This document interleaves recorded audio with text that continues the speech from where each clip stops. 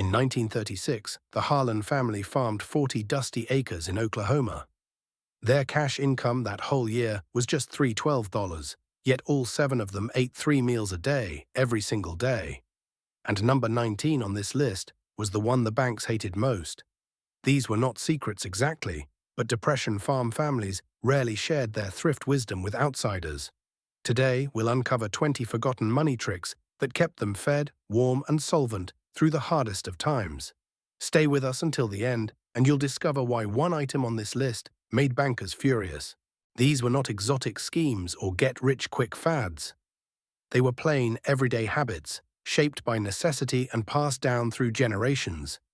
Each trick was a small answer to a big problem: how to make do with almost nothing. And as we'll see, many of these practices vanished not because they didn't work, but because they fell out of fashion or were edged out by cheaper factory goods. Let's begin with the first trick that kept food on every farm table. Number 1. Hog-butchering day. Farm families used every part of the animal, snout to trotters, turning scraps into head cheese, lard, and sausages. Nothing was wasted. This tradition faded as refrigeration and cheap factory meats made whole animal use seem unnecessary and low class. Number 2. 10 ways to cook cornmeal. A Depression farm wife could turn a sack of meal into mush, johnny cake, cornbread, hoe cakes, and more, each using only water, salt, and sometimes a bit of lard. They baked on hearthstones or skillet lids, wasting nothing. Why did these cornmeal tricks fade? Factory-made mixes and cheap white bread arrived in the 1950s, promising convenience. Cornmeal dishes became seen as poor people's food, embarrassing to serve. So the 10 ways dwindled to 1 or 2, a quiet loss of kitchen ingenuity. Number 3. A root cellar to store potatoes, carrots, and turnips through winter. Decades before refrigeration, every Depression-era farm had a root cellar, a simple pit dug into a hillside or under the house, lined with straw. The earth's stable temperature and humidity kept vegetables fresh until spring. But as electric refrigerators became common in the 1940s and 1950s, root cellars were abandoned. They were seen as old-fashioned, and the convenience of ice boxes and later electric fridges made digging a cellar feel like unnecessary labor. The root cellar required little more than a shovel and some timber, yet it saved families from hunger when snow buried the fields. Potatoes stayed firm, carrots remained crisp, and turnips lasted well into spring. But after World War II, supermarkets and refrigerated trucks made fresh produce available year-round. The root cellar's quiet underground storage gave way to gleaming chrome coolers. The old knowledge faded, buried along with the cellars themselves. Number 4. Churn butter and sour cream and sell the surplus for cash. After the morning milking, the cream was left to sour naturally, then poured into a wooden dash churn. The rhythmic plunging, sometimes for an hour, would separate golden butter from buttermilk. The women would pat the butter into blocks and pack them in earthenware crocks. Any excess was sold to neighbors or peddled door to door in town. This steady cash stream faded as factory butter, cheap margarine, and national brands flooded store shelves in the post-war era. Homemade butter came to be seen as rural and outdated. The churn was put away, and convenience won. Number 5. Render lard from hog fat for cooking and soap. After the butchering, every scrap of fat was cut into small pieces and slowly cooked in a large iron kettle until it rendered into clear golden lard.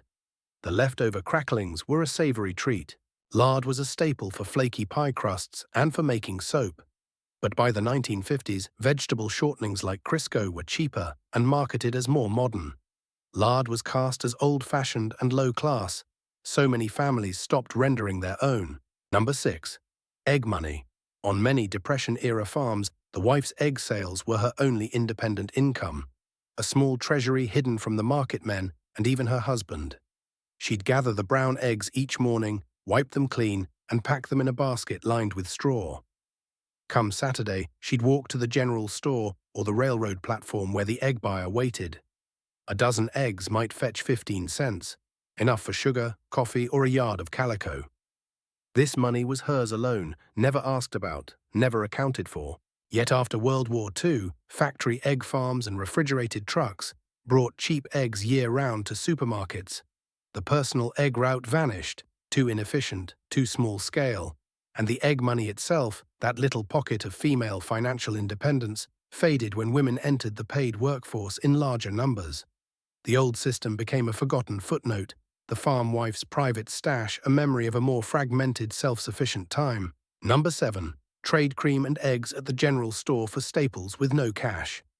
Farm families brought their surplus cream and eggs to the country storekeeper, who weighed them and issued credit on a ledger.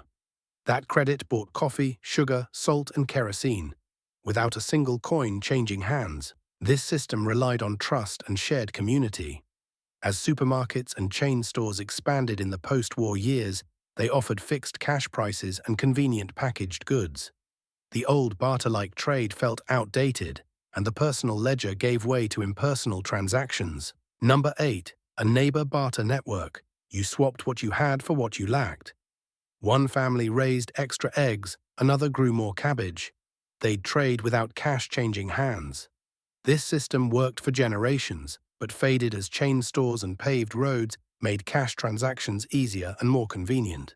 The reliance on barter was born from necessity. Cash was scarce and stores were distant. But as rural electrification and automobiles brought new goods and services directly to farm communities, the barter network loosened. Exchanging favors and goods became a last resort rather than a first choice. Number 9. Threshing rings swapped labor at harvest instead of hiring hands. Neighbors banded together, moving machine by machine from farm to farm, each family contributing workers and horsepower. No cash changed hands, only the promise of help returned. Why it faded? As small family farms consolidated into larger operations, the old reciprocal networks became impractical. Specialized custom harvesters arrived with modern combines, offering speed and convenience. The threshing ring, once a pillar of community trust, quietly dissolved into memory. Number 10. Save your own seed every year and never buy from a catalog. In autumn, farm families would walk through their fields, choosing the best-looking ears of corn, the plumpest beans, the firmest squash. These were set aside, dried, and stored in cloth bags or jars, ready for next spring's planting. This practice died out after World War II, when hybrid seeds from catalogs promised higher yields and disease resistance, and families began to see home-saved seed as old-fashioned or even backward. But the old method had a wisdom the catalogs couldn't match. Seeds adapted to local soil and weather, generation after generation. It cost nothing but labor, and when money was tight, that free seed meant the difference between a full pantry and a hungry winter. Number 11. Sew dresses from printed flour and feed sacks. Farm women saved every empty cotton sack, boiled off the labels, and transformed the printed fabric into Sunday dresses, aprons, and children's clothing. Nothing was wasted, not even the thread from the sack's stitching. As factory-made clothing became cheap after the war, the labor of sewing from sacks seemed old-fashioned. It also carried a stigma of poverty. Women who had once taken pride in matching a sack's pattern to a daughter's dress now quietly let the practice fade. Number 12. Burn corncobs and dried husks for fuel. After the harvest, families gathered the cobs and husks, letting them dry in the sun. These were fed into the kitchen stove, providing a free and steady fire for cooking and warmth.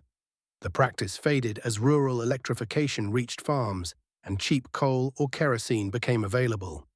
Burning corn was seen as wasteful when other fuels were easier. Why it faded? Rural electrification brought electric stoves and heating, offering convenience and cleanliness. Coal from mines was cheap and didn't require constant feeding. Burning corn also risked depriving livestock of bedding or animal feed. What had been resourceful use of waste gradually became a symbol of hard times, abandoned as soon as better options appeared. Number 13. Paper the walls with newspaper for winter insulation. Farm families saved every scrap of newsprint, mixing flour and water into a paste, then layering sheets onto interior walls. The ink created a vapor barrier, trapping a dead air space that kept the cold out and warmth in.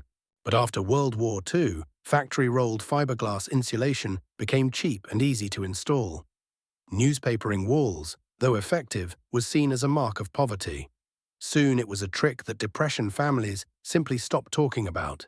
Number 14. One good pair of shoes, worn only for town. On the farm, children and adults alike went barefoot from spring to fall. Shoes were saved for church, the store, or rare visits, a way to make a single pair last years. As roads were paved and factory-made shoes became cheap, the habit faded. Going barefoot came to seem old-fashioned, even low-class. Yet for Depression farm families, it was a quiet act of thrift. A good pair lasted years when worn only for town. Number 15. Keep chickens for eggs, meat, and free fertilizer. A small flock of laying hens provided a steady supply of eggs for the table and for barter. The chickens also meant Sunday dinner in the pot, and their droppings were gathered to enrich the garden soil, a complete cycle of thrift. Why fade? After the war, inexpensive grocery store eggs and frozen chicken parts made home flocks seem old-fashioned. Chemical fertilizers replaced manure, and the smell of chickens lost its romance. By the 1960s, most families had let the henhouse go, a living pantry that had quietly closed its doors. Number 16. Never buy on installment. Pay cash or do without. A Depression farm family would save for months in a lard can on the mantel before buying a new plow. If they couldn't pay outright, they did without or made do with what they had. Why it faded? After the war, installment buying became acceptable, even patriotic, as consumer credit fueled the booming economy. Paying cash felt old-fashioned and unnecessary. The discipline of saving first was edged out by the convenience of buying now and paying later. Number 17. Compare every price in the Sears mail-order catalog first. Before buying a plow, a stove, or boots, the farm family would open the thick catalog. They'd check prices for every model they could find, then match those against local stores. This way, they never paid a penny more than necessary. Why did this habit fade? As chain stores like Kreska's and later Walmart brought everyday low prices, the catalog's advantage shrank. And with rural electrification and phones, comparing became easier, but also less needed. The ritual of the catalog faded into convenience. Number 18. Neighbor mutual aid instead of insurance. When a family's barn burned or a breadwinner fell ill, the district held a working bee. Neighbors brought tools, food, and labor to rebuild or harvest the lost crop. No premiums, no paperwork, just a handshake and the shared understanding that next time it could be you helped. This system faded as commercial insurance companies expanded into rural areas, offering cash payouts without requiring reciprocal labor.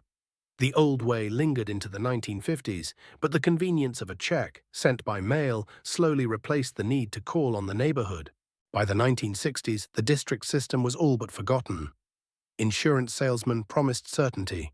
You paid a fixed amount each month, and the company bore the risk. But something was lost. The trust in neighbors, the sense that your security lay in community, not a corporation. Today, few recall that for generations, rural families insured each other with their own hands and hearts, not policies. Number 19. Cash kept in a buried jar. After the 1933 bank failures, farm families no longer trusted institutions with their savings. They would seal coins and bills in a glass jar, often a fruit canning jar, and bury it beneath the chicken coop or in a corner of the garden. They marked the spot with a stone or a strange-looking weed known only to themselves. This practice faded as the economy recovered and federal deposit insurance restored public faith in banks. Burying cash became seen as backward, a mark of distrust that seemed unnecessary in modern times. Yet for those who lived through the collapse, the ground had never failed them. Number 20. They measured wealth in full pantries, not bank accounts. A cellar lined with jars of home-canned vegetables, bins of potatoes, and hanging smoked meat meant survival through winter. Cash could fail, but a stocked pantry never did. This measure faded as supermarkets offered year-round produce and home freezers replaced the need for canning. A pantry full of store-bought cans no longer felt like wealth, just convenience. The old pride in self-sufficiency became old-fashioned. But if these old ways were so powerful, why did they vanish? Not because they stopped working, but because the world changed around them. When a better tractor came along, you didn't need a threshing ring. When the grocery store got cheap factory bread, you didn't bother with cornbread from scratch. And when the department store arrived with a rack of dollar dresses, who had the time to sew from flour sacks? Step by step, convenience and mass production made these skills seem old-fashioned. Embarrassing even. A root cellar was a sign you were poor, not that you were smart. A buried jar of cash seemed backward in the age of bank branches on every corner until the next crisis hit. And today, many of these habits are coming back because the values behind them, debt-free living, neighborhood trust, and the pride of providing for yourself, never go out of style. All of these 20 practices share something in common. They didn't require a bank, a corporation, or a government program. They required a community, a set of skills, and the patience to do things the hard way. As one farm wife put it, "We never had much cash, but we never went to bed hungry." That's the real secret, and it's one they never needed to tell. They simply lived it. Did your grandparents or great-grandparents do any of these? Did you grow up with a jar of egg money or a root cellar under the house? Tell us your family's story in the comments. We read every one. And if you believe this kind of wisdom should be passed on, please hit subscribe. Because the old ways aren't gone, they're just waiting for someone to remember them.